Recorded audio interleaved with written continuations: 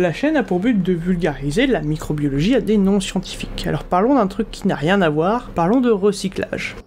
Get in.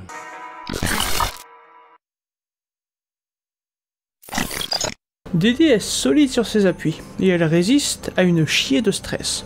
Que ce soit des radiations ionisantes ou non ionisantes, ou en dérivés réactifs de l'oxygène, les ROS.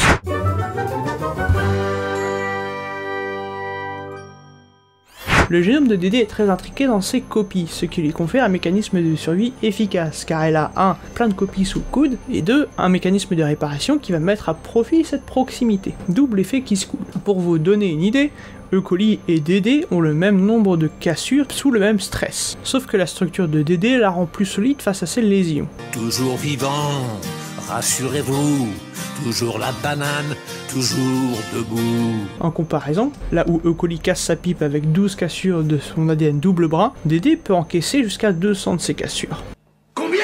Deinococcus se développe par tétrade, c'est-à-dire un groupe de 4 cellules C'est pas compliqué de les regarder. Regardez bien mes doigts. protégées par une grosse enveloppe de carbohydrates, ce qui rajoute de l'endurance. De plus, un des secrets de Deinococcus est le fait qu'elle a plusieurs copies de son génome, qui est lui-même très impacté. Et ça joue un rôle dans la survie de la bactérie quand exposée à tout un tas de stress, tels que les radiations ionisantes, les UV, l'oxydation, la dessiccation, j'en passe et des meilleurs. DD met en place une multitude de mécanismes pour contrer ces stress. Au début, on pensait que DD contrait les dommages causés à son ADN.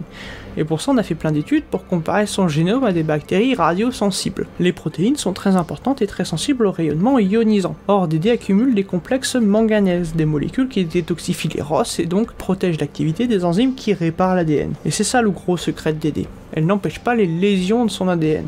Elle empêche les lésions sur les protéines qui réparent l'ADN. Non mais c'est à se coincer les parties dans une porte, non? Et c'est toute la subtilité. Protéger le protéome plutôt que le génome. Et surprenamment, DD ne montre pas de mécanisme spécifique pour contrer les dommages à l'ADN. Voire même, elle a des mécanismes plus simplistes que pour E. coli ou Bacillus subtilis. Genre, il lui manque même des protéines. Cependant, DD a énormément de copies de son génome. Je vous le dis et je vous le répète. Ça va, on a compris. Avec de nombreuses copies de gènes tels que ceux codant pour la DNA glycosylase, une enzyme qui joue un rôle dans le mécanisme d'excision de base qui contribue à réparer l'ADN.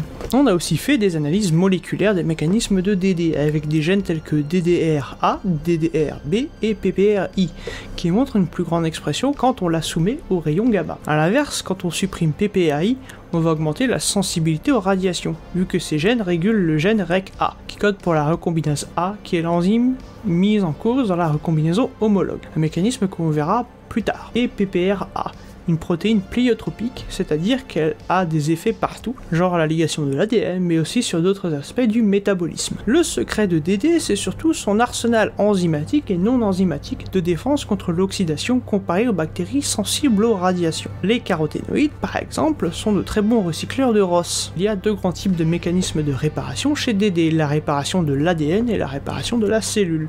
Et on va voir les deux.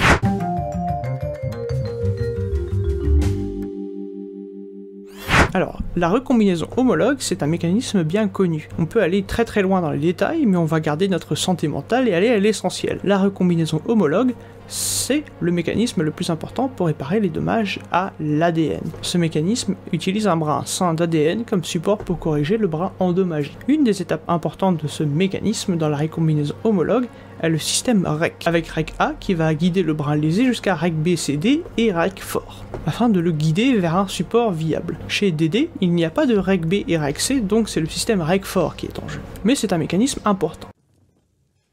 Ouais, c'est pas faux. Un des mécanismes de réponse de DD, c'est également le mécanisme ESDSA, Extended Synthesis Dependent Strand Annealing.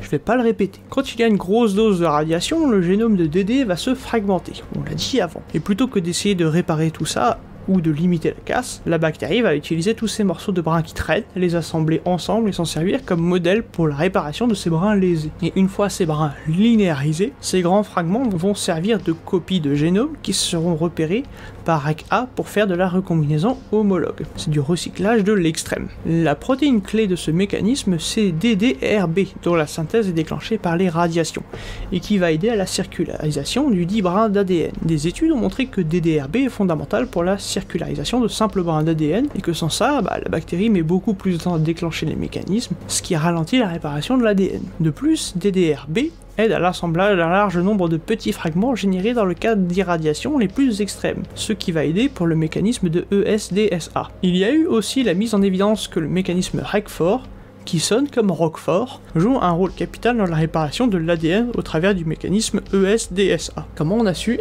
C'est facile, on a défoncé les gènes REC-F, O et R et on s'est rendu compte que ça augmentait la sensibilité aux rayons gamma. Le mécanisme d'excision et de réparation a deux variantes, l'excision de base et l'excision de nucléotides. Alors l'assemblage phosphate-sucre-base azoté constitue ce qu'on appelle un nucléotide, c'est ce qui compose l'ADN. Tous les nucléotides sont constitués d'une partie commune, un phosphate et un sucre, et d'une partie différente, les bases azotées. L'adénine, la cytosine, la guanine, la thymine et l'uracile quand on est sur de l'ARN. On a donc un nucléotide composé d'un phosphate sucre et d'une base azotée. Le système de coupure de base corrige les petites lésions causées à l'ADN. S'il y a quelque chose qui cloche dans la structure de cette base, on coupe. Ah, ça va couper, chérie. Ce mécanisme met en jeu l'ADN glycosylase qui va couper le lien entre le désoxyribose et la base. Et le creux va être comblé ensuite par d'autres protéines, puis progressivement réparé. Habile. Le mésappareillement de l'ADN répare les délétions plutôt que les insertions, tous deux étant des mutations qui peuvent être causées par les radiations, et ceci peut être dû à la polyploïdie de DD. Un exemple, les ROS peuvent transformer la guanine en 8-oxoguanine, ce qui entraîne une mutation des bases GC en AT. L'uracile produit va être reconnu par une enzyme, l'uracile DN glycosylase, et DD elle a 4 enzymes différentes de cette famille. C'est pas compliqué, tenez, regardez bien mes doigts. Augmentant la sensibilité de la détection des mutations et donc réduisant le taux de mutation de cytosine en thymine.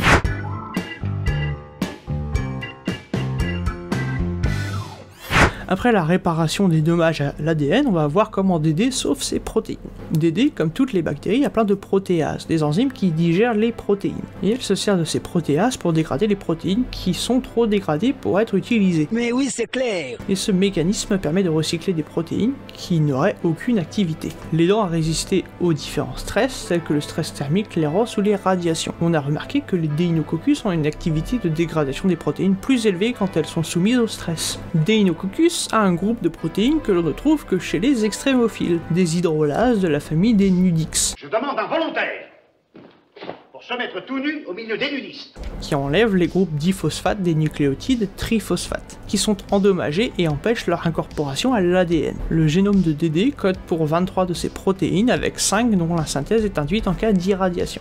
Non mais c'est à se coincer les parties dans une porte, non? La protéine PPRI va stimuler REC-A en cas de dommage par les radiations. PPRI régule la synthèse de protéines, y compris celles qui ont un rôle dans la réparation de l'ADN, et son activité dépend de la concentration en manganèse dans la cellule. Ça tombe bien, DD elle en a plein du manganèse. PPRI accélère la réparation des dommages à l'ADN en régulant l'expression des gènes de réparation de l'ADN et donc la synthèse des protéines liées à ce mécanisme. Dans le même registre, on a la famille GRE, qui ont le même rôle. Elle va augmenter la transcription à certains sites en se liant à l'ARN polymérase, et son activité est liée à la concentration en manganèse et à la concentration de PPRI. Oui, PPRI s'autorégule. C'est ce que l'on appelle un facteur de transcription, qui va guider la machinerie vers des sites spécifiques pour répondre efficacement à telle ou telle situation. En gros, ces facteurs vont prendre par la main la machinerie de transcription pour la guider sur une séquence précise. Je sais que j'en ai déjà parlé avant, mais je me permets de le répéter, comme ça si vous venez d'arriver et que vous avez oublié de vous abonner, vous savez ce qu'est un facteur de transcription.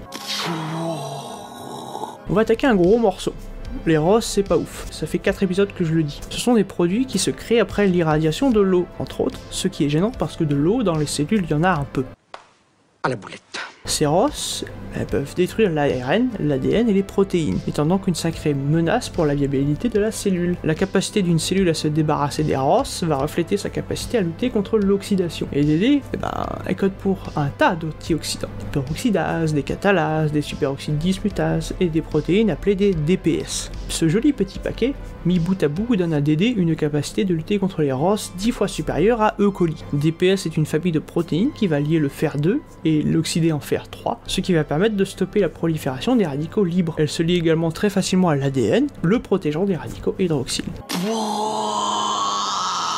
Un autre mécanisme, c'est une importante concentration en manganèse et en fer, qui peuvent aider à gérer les ROS, même si une trop grande concentration en fer peut être dangereux pour la cellule. On en a parlé tout au long, Mais de nombreuses protéines détoxifiantes sont dépendantes de la concentration en manganèse, avec des concentrations de protéines dépendantes du manganèse plus élevées chez les bactéries sensibles aux radiations. Et enfin, les caroténoïdes seraient un mécanisme de protection contre les radiations. Entre DD et E. coli, on a remarqué qu'il y avait plus ou moins le même nombre de superoxyde dismutase, une enzyme qui s'occupe de détoxifier les ROS et de catalase, mais que l'activité chez DD est plus élevée. C'est pas possible. Mais si, c'est possible avec la carte kiwi. La déinoxanthine est un produit central de la production de caroténoïdes chez DD, car elle a une très grande capacité de recyclage des ROS et protège l'ADN du stress oxydatif. Et les souches qui montrent des délétions de ces gènes sont plus vulnérables aux radiations. Pas de bol. Oh merde! Oh, c'est con ça! Et pour finir, on a la pyrroloquinoline quinone, je ne le répéterai pas, qui est un cofacteur pour la glucose déshydrogénase chez les bactéries. C'est une molécule qui va aider une enzyme appelée la glucose déshydrogénase, et sera également un agent antioxydant. Quand on insère le gène PQQ chez E. coli, elle montre une plus grande résistance au stress oxydatif. Du coup, PQQ et la déinoxanthine contribuent aux résistances aux rayons gamma. Le tréhalose est un sucre, et c'est également un composé qui aide à lutter contre le stress sous différentes formes. On en trouve jusqu'à 20% de la masse cellulaire chez certains micro-organismes. Ils peuvent être utiles en tant que composant structural de la cellule, par exemple pour le maintien de la membrane, ou comme source d'énergie, de molécules de transport, de régulation de signalétique. Bref, plein de trucs. Et le tréhalose, il augmente également la résistance à différents stress. Et la synthèse de ce sucre, elle est régulée par PPRI, tout est lié, ainsi que par le facteur RPOS.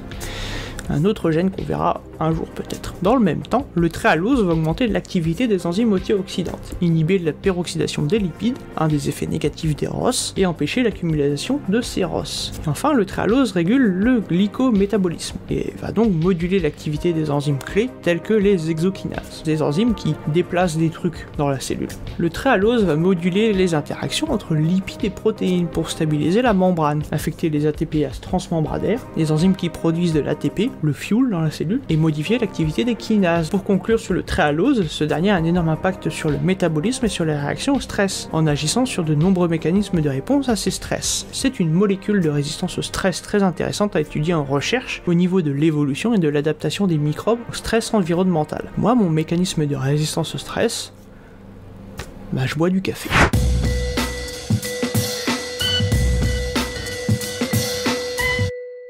Merci d'avoir regardé cet épisode, merci de continuer à me suivre, n'hésitez pas à liker, commenter, partager et à vous abonner, ça me fait toujours plaisir.